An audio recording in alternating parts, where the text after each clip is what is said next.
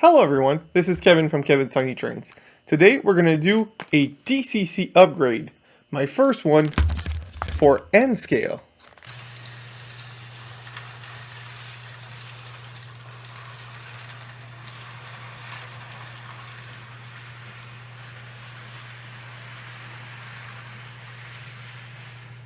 Alright, first things first, this is going to be a nice little upgrade that will not require any solder, any wiring work, anything, because it is just a drop-in replacement for the board that's inside. So we'll just open the locomotive, dismantle it a little bit, remove the existing DC board, put in this one, and we're good to go. I don't think I need to add lights, but I don't see the LEDs on this, and no, never mind, we'll inspect it together. Maybe there is LEDs. I think they're micro LEDs stuck to the board, which that would be fine as well. Not as nice, but fine. So here it is. Oh yeah, there's some micro LEDs directly soldered to the board. That's going to be even easier then.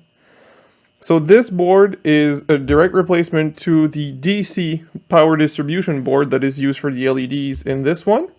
It is the Digitrax DN163A4. It says it fits Atlas N-scale GP30s and GP9s. I know this is, I think, a GP40 or a GP35, but I have confirmed online that it does indeed work. It is a drop-in replacement.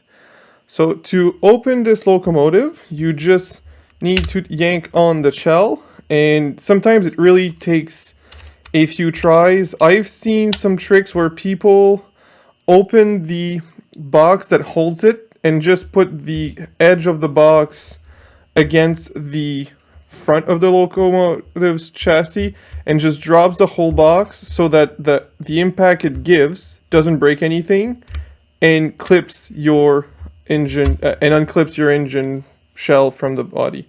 But mine can just come apart loosely like this. And there you go. Everything's attached to the shell on this one. You really don't need to do anything else. This is the board we're replacing with. Sometimes a lot of them come with a little plastic U-shape here that prevents light bleed through the windows. I remove them because I like to see the light through the window. That's just a personal preference. You don't have to. I just think that lights are fun and I wanted more lights. Next up, we'll have to unscrew these two screws to separate the split chassis and also remove the gas tank. So let's do that like so. Let's loosen it a little bit. Just by loosening it like this, you will have the trucks falling off. This nut is what holds everything together. This one also came out right here. This is the screw that goes with it, and this is the other screw. Now we can start splitting it. I usually use a small flathead screwdriver to help. You don't have to, but you know, makes it simpler. Just a small gap like this, and the truck will fall off. That is not to worry. That is a normal thing that will happen. They are designed like this, like so. So now that the trucks are out of the way, we're going to remove the gas tank, because without removing it, which is just clipped in place, removing this will allow this chassis to be completely split. Now there's a side to this, and I'm always wrong. I think this is the side you need to remove. I was wrong. It was the other side. So this side has the bracket that holds the bearings for the drive shafts. So we will, technically it doesn't matter. Well, it makes it easier to reinstall. That's why it matters. It doesn't actually need to be that side first, but it's easier to reassemble. So let's take the motor out, but let's not clip it. We'll leave this out, and we'll remove the old PCB. As you can see, they are matching like this. The LEDs are on the other side, but the pads are in this exact same spot, so it's going to be pretty easy to work with. We're going to take that off. We're going to put this on. I'm going to leave the tape here. I'm sure it's there for a reason. More than likely it's to avoid shorts where you don't need it. Actually, I need to take it off. Never mind. So let's move the tape. We'll start reassembling things. So this is gonna go in. Let's reassemble this like so. Hey, of course, just because I'm trying to show you, it's getting more complicated for no reason. So let's put the motor back in. Like so. Always make sure that the tabs are on the upside because that's how it connects to the PCB, regardless if it's a DC or DCC PCB. That's how it connects to it. For the bearings, there's two sides that have 3 lines on and 2 sides that don't have 3 lines.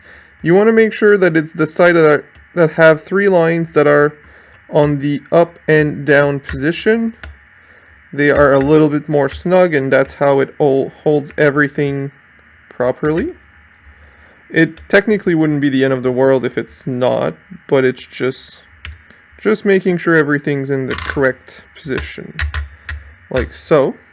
Now that the motor and the drive shafts are in place, we can slide in the DCC board right there.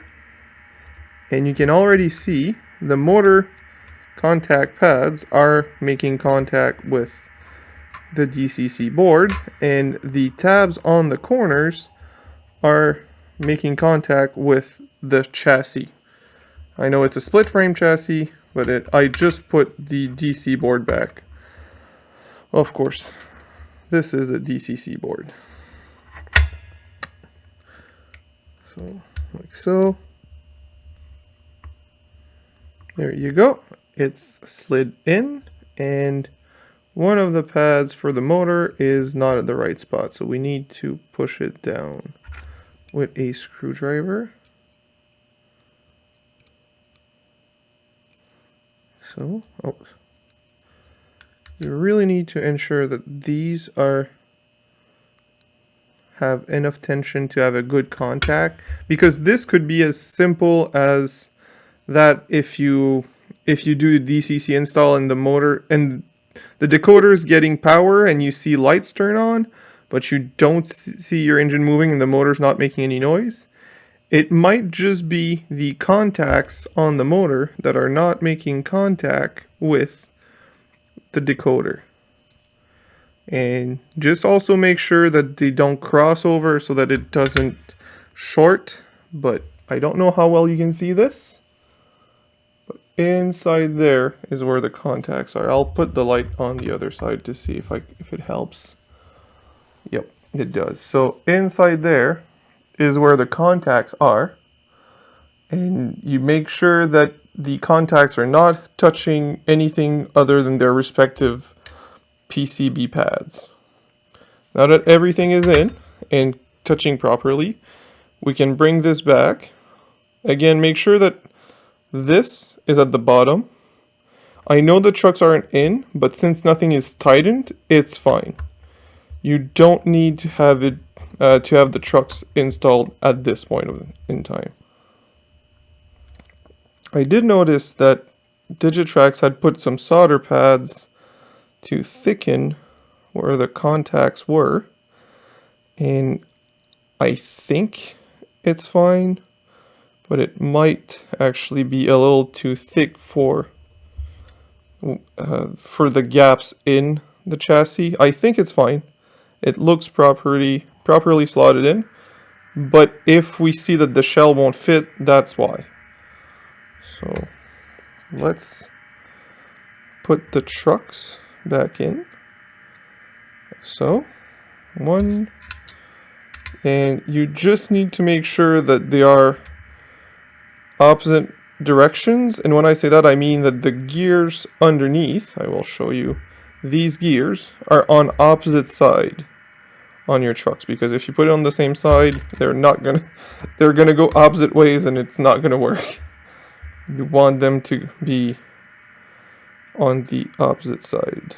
Also make sure that there's no hair or anything stuck in the gears from being taken out or from running around your layout. Not a bad time to do some maintenance on your locomotive, quite frankly. Alright, so let's follow my own advice.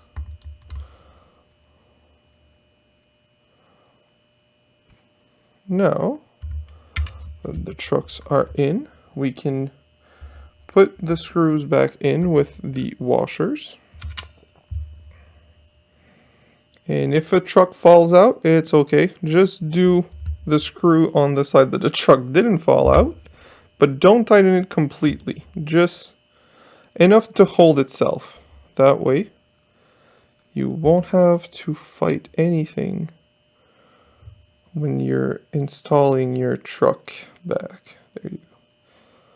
This one is a little bit looser than normal because it's an older model that has been disassembled quite a few times by me and the previous owner, so don't worry. Yours won't be as loose as this one, and that's perfectly fine.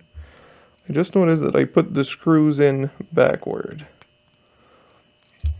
One side has a hex pattern and the other side is just round, and you want your nuts to be on the hex pattern side.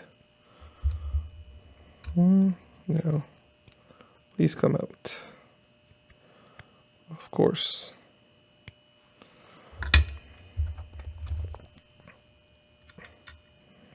There you go. You haven't seen anything. Everything is fine. No error. No mistakes were made.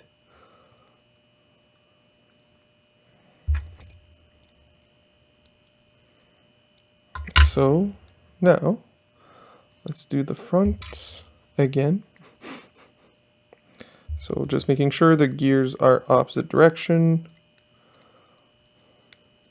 And it's not in. You need to widen the gap a bit. Now it's in. Let's put the nut in the back. Put your finger so it doesn't fall out. Screw the screw in. Now, which side's the front again? I believe this is the front. We're gonna put the gas tank back on, and where the dot is for the fueling, that is the front. I'm pretty confident that it's gonna fit because this is very snug and it went in no problem. So now let's put the shell back on and we're good to go. There's plenty of movement. The wheels aren't turning by themselves, meaning that they're grabbing on the spur gear, and it fits properly. So now it is DCC converted. All right, the locomotive is on track. There is currently power being sent to the rails, and there is no buzzing from the motor. So that's already a really good sign. Let's turn on the lights. It works, and it looks very good.